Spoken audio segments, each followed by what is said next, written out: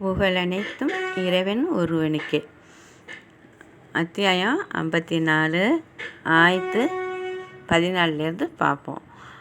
அல்லாஹ் எத்தனை ஆயத்து வரை நாடி இருக்கான்ட்டு பார்ப்போம். அல்ஹம்துலில்லாஹ்.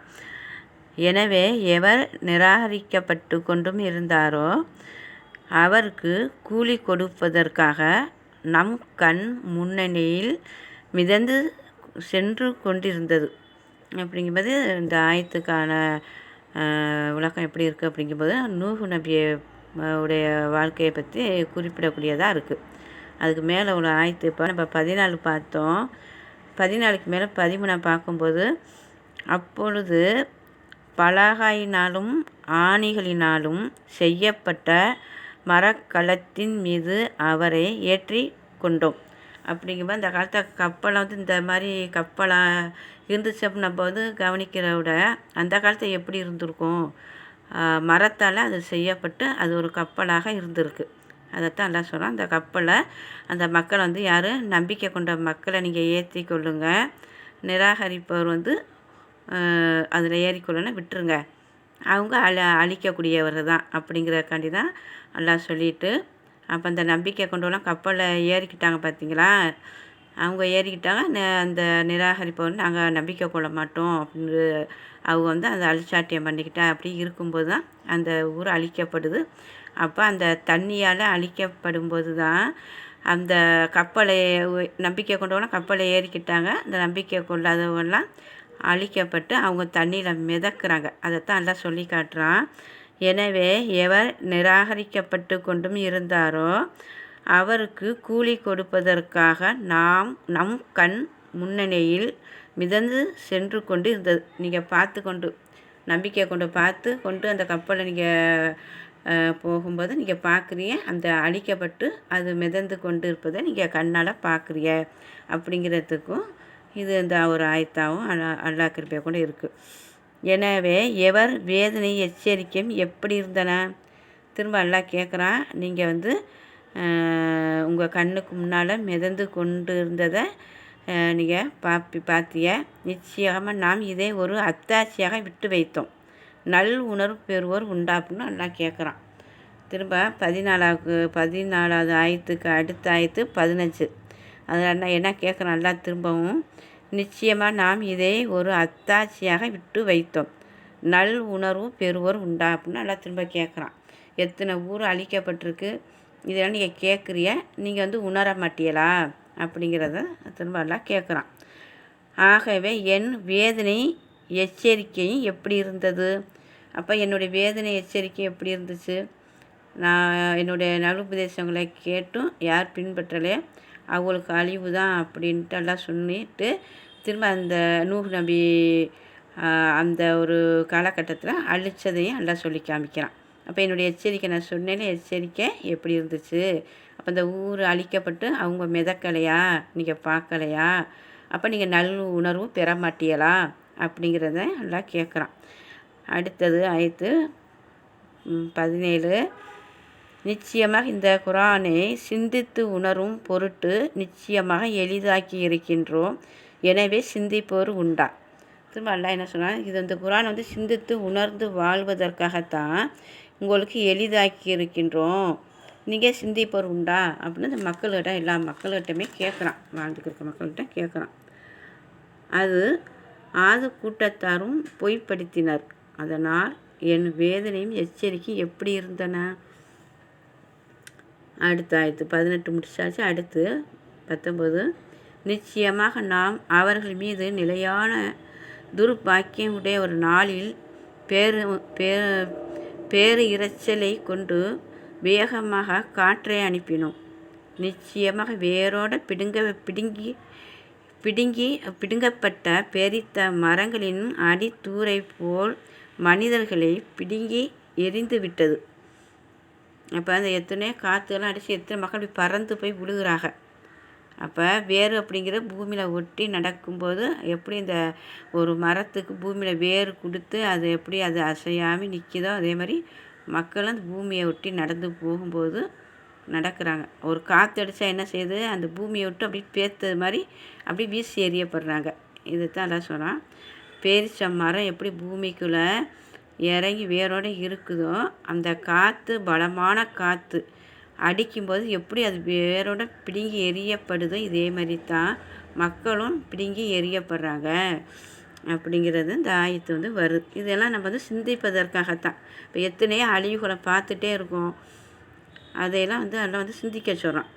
ஒவ்வொரு விதமாக எல்லாம் அழிவுகளை கொடுக்குறான். தண்ணி, பூகம்பம், மழை, காற்று, வெள்ளம், நிறைய விஷயங்கள் எல்லாம் நம்மளுக்கு எச்சரிக்கை செய்துக்கிட்டே தான் இருக்கான். அப்போ எரிந்து விட்டது. ஆகவே என் வேதனையும் எச்சரிக்கை எப்படி இருந்தன? குரானை சிந்தித்து அறியும் பொருட்டு நிச்சயமாக எளிதாக்கி இருக்கின்றோம். எனவே சிந்திப்போர் உண்டா? திரும்பவும் அல்லாஹ் கேட்குறான், இந்த குரானை நீங்கள் சிந்தித்து உணர்வதற்காகத்தான் எளிதாக்கி இருக்கின்றோம். சிந்திப்போர் உண்டா? நீங்கள் குரானை அதிகமாக சிந்திங்க, உள்ளச்சத்தோடு பயபக்தியோடு வாழ்ந்து வாங்க, என்னுடைய நல் உபதேசங்களை பின்பற்றி வாழுங்க அப்படிங்கிறது தான் அல்லாஹ் திரும்ப சிந்திங்கன்னே நமக்கு சொல்லி காமிச்சிட்டே வரான். சமூது கூட்டமும் எச்சரிக்கைகளை பொய்ப்பித்தது. எப்படி நூஹ் நபியுடைய சமூகத்தில் பொய்ப்பிச்சு அவங்க எப்படி அழிக்கப்பட்டாங்களோ, அதே மாதிரி தான் சமூது கூட்டமும் பொய்யாக்கினார்கள் அப்படிங்கிறத அல்லாஹ் திரும்ப சொல்லி காட்டுறான் நம்மகிட்ட.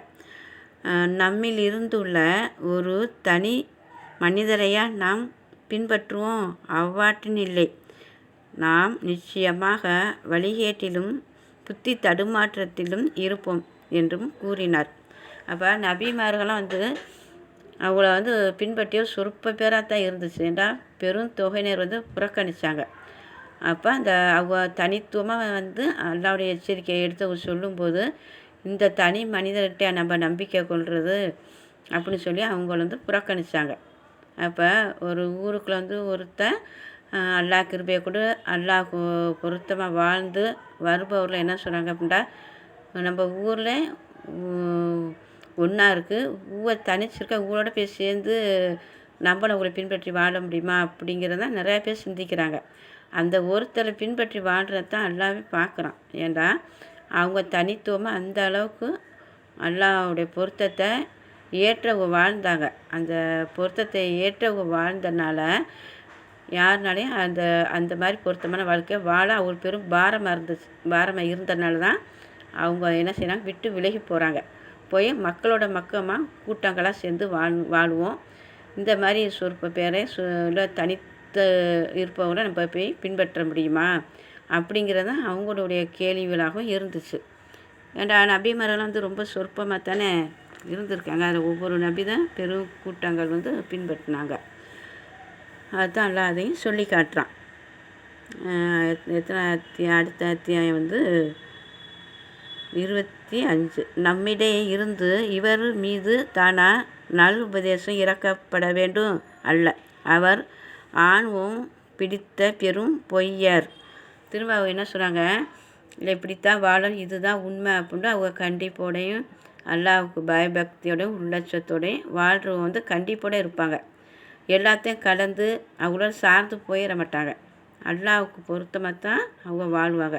அந்த மாதிரி வாழ்கிறவங்கள பார்த்தா அவங்க கேட்குறாங்க, இவன் சொன்னதே சொல்லிகிட்டு இருக்கான், அந்த ஒரு நிலையிலே இருக்கான் ஆணவம் பிடிச்சவன் அப்படிங்கிறது யார்? அந்த நிராகரிப்பவருக்கு அந்த நம்பிக்கை கொண்ட அந்த ஒரு நபியோ இல்லை தூதர்களை பார்த்து அவங்களுக்கு அந்த அளவுக்கு ஒரு ஆத்திரமும் ஏற்படுது.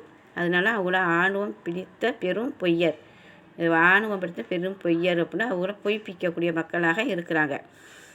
ஆணவம் பிடித்த பெரும் பொய்யர் யார் என்பதை நாளை அவர்கள் திட்டமாக அறிந்து கொள்வார்கள். அடுத்த ஆயத்து பாருங்கள், 26 என்ன சொல்கிறோம் அப்படின்னா, ஆணவம் கொண்டவர் யார் அப்படின்ட்டு அவங்கள பிடிக்கப்படும் போது அவங்கள தெரிந்து கொள்வார்கள்.